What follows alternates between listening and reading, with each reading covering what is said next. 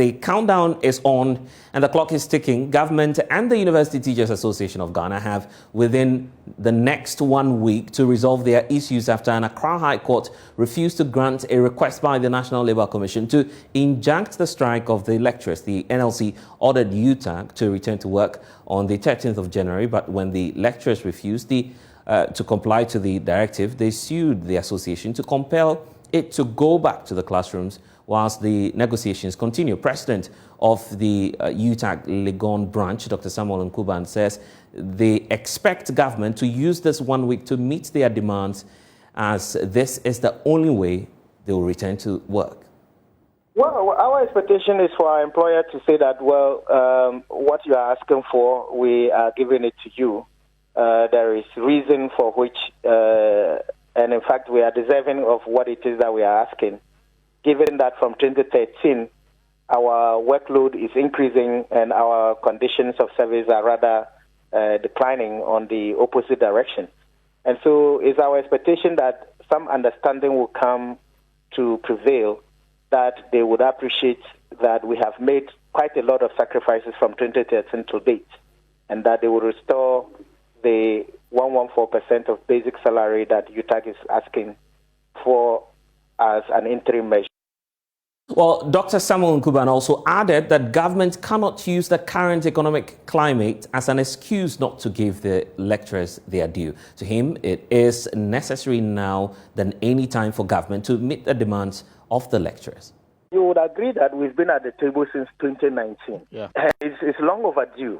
And you look around yourself and you look at the increasing cost of living. You looked at some of the expenditure things that happen in the corridors of power, and you want to ask the question as to whether or not indeed this country is a broke country, and also that you have as of today countries that are paying their workers better, despite that Ghana is ranked above them in terms of GDP. And so for us, we think that it's a question of prioritizing what they want to spend on, rather than the blanket argument and the mantra that there isn't money in the country. That we have difficulty agreeing with government.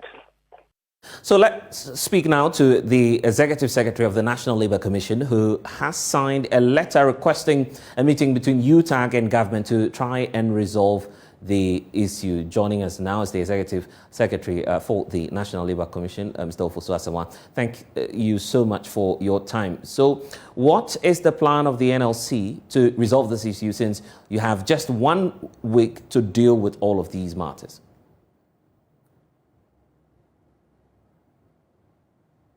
Our plan is to resolution of the matter. You realize that on the 12th of January, when parties appeared before the commission directed that UTAG to call off the strike, and then the parties, that is government, and them to go into negotiation and settle all outstanding issues and report to the commission on the 16th of February 2022. This UTAG failed to call off the strike.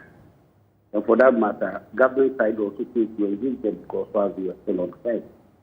The NLC was then compelled to file this court action to have the court order UTAG to call off the strike and go to the negotiation table. Today we were in court, and the court said that the parties will go and engage, that is, continue with negotiation. UTAG is advised to call off the strike, and the Labour Commission withdraws the action. But like I have always said, our pleadings before the court and what we urged the court to do was one thing: to urge UTAG to call off the strike and for the engagement to go on. So once the strike is called off and the engagement with the court as directed resumes, our request for our plea before the court is finished. So virtually, I think that the court's directive was in the right direction, very perfect, and falls in line with the wishes and demands of the National Labour Commission. 1 week, I think, is a good time for parties to engage. If for anything they are not able to complete within 1 week all outstanding matters, of course, it could be extended. But the most important thing is that the engagement must start. That is why, soon after leaving court, the NLC has taken the first step in compliance with the court directive by writing to the UTAG and the government agencies, that's the Ministry of Finance, Ministry of Employment, Fair Wages and Salaries Commission, Ministry of Education, and the Ghana Tertiary Education Network. These are the stakeholders that all of you to attend upon the commission on Monday at 11 a.m. for the engagement to begin. What's your expectation going into that engagement? Our expectation is that all parties who attend upon the commission at the scheduled time, they will come with an open mind and negotiate in good faith so that we will have the matter resolved and be able to report to the court on the 10th. And for that matter, I mean, everybody goes to peace. Lectures resume to their lectures. Government also does its side of the bargain.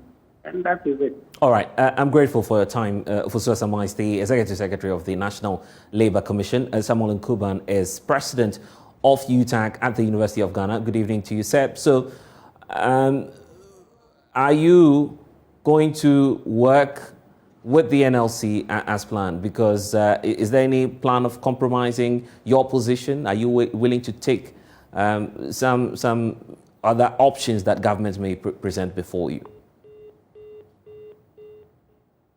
It appears that we're having some challenges there with the lines. We'll try and establish our lines with Dr. Nkuban. But if you can hear me, sir, I'm asking if you are willing to make any compromises within a week so we can see you return to the classrooms.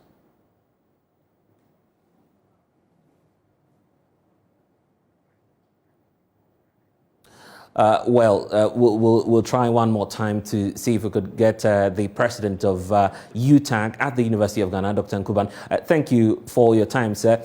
I'm asking, the NLC saying they will try as much as possible to engage you with an open mind on Monday. Are you open to any compromise going into this engagement? Well, it's an interesting call, and of course, we certainly appreciate the good counsel and the wise counsel of the judge to get back to the table. But for UTAG, we have been at that crossroad. We had been in court. The NLC withdrew the case, and we had a period of time within which to engage government and to come to a conclusion. That didn't work. And so it's also our hope that indeed, on the side of government going into this meeting would come open-minded and appreciate the gravity of the situation in terms of the worsened conditions of service of our members, and that they would be magnanimous enough to accept the fact that in all of these engagements, they have constantly alluded to the fact that indeed what we were asking wasn't outrageous, except for the mantra of inability to pay on the side of the Ministry of Finance. So we also are looking forward to the engagement, and we are expecting, of course, that our employer this time around would be more open-minded in terms of appreciating the gravity of our deplorable conditions of service. And finally, are you mindful of the students who are bearing the brunt of this labor action? Very much so, and like I've always said, we have been so magnanimous that if you will recall, the last academic year, we had to stretch beyond the time limit that we had given ourselves to conclude negotiations, but couldn't, in order to get the last academic year concluded. And of course, government was very much in the picture in terms of our decision from November through to December, that if by close of December they didn't do anything, we would be at where we are. And unfortunately, that is where they have led us to. And so for our students, we are as frustrated as they are frustrated.